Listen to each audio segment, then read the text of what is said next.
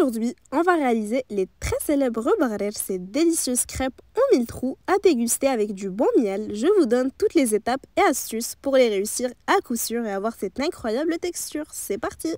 Cette recette ne demande vraiment pas beaucoup d'ingrédients, donc on n'aura qu'à tout mélanger dans un bol.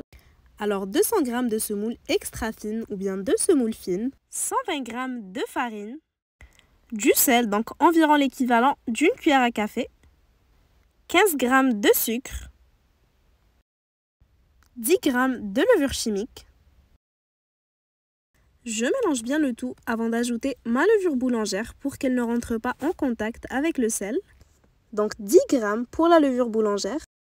Finalement, je vais incorporer 800 ml d'eau tiède en mélangeant bien, comme ceci. On va bien mélanger le tout avant de mixer. J'utilise un mixeur plongeant, mais vous pouvez utiliser n'importe quel type de mixeur. Premièrement, ça va servir à éliminer les grumeaux. Et deuxièmement, ça va nous aider à former les fameuses bulles qu'on retrouve dans le barrer. Je vous laisse regarder. Donc on va bien mixer pendant environ 5 minutes jusqu'à voir les petites bulles apparaître et obtenir une pâte bien lisse. On recouvre de film alimentaire, puis on va laisser reposer 10 petites minutes à température ambiante. Après 10 minutes de repos, je vais bien chauffer ma poêle sur feu moyen. Une fois que la poêle est bien chaude, on va pouvoir y disposer une louche de pâte. Donc on a obtenu une pâte ni trop épaisse ni trop liquide. Les petits trous commenceront directement à se former grâce à la levure. Donc on va laisser cuire pendant environ 2 à 3 minutes, méfiez-vous surtout sur le visuel. Une fois que les petits trous sont formés de partout et que la crêpe atteint une couleur bien dorée, on va pouvoir retirer. Et petite astuce pour faciliter la formation des bulles, on va passer la poêle sous l'eau froide après chaque crêpe. Donc les barrer, on ne les retourne pas, on les cuira uniquement sur la première face.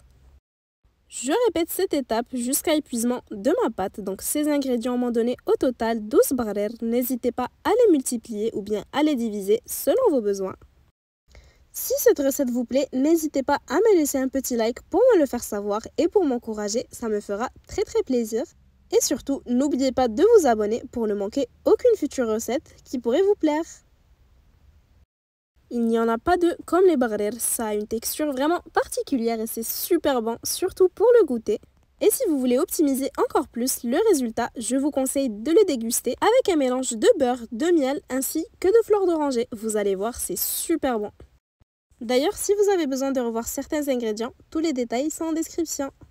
Et voilà notre délicieux résultat. C'était vraiment hyper facile à faire et c'est d'un pur délice. Ça fait changement des crêpes qu'on mange tous les jours. Si vous essayez la recette, j'attends de voir vos retours en commentaire. En tout cas, j'espère qu'elle vous aura plu. Si c'est le cas, n'hésitez pas à la liker et à la partager avec vos proches. Et à bientôt pour de nouvelles inspirations.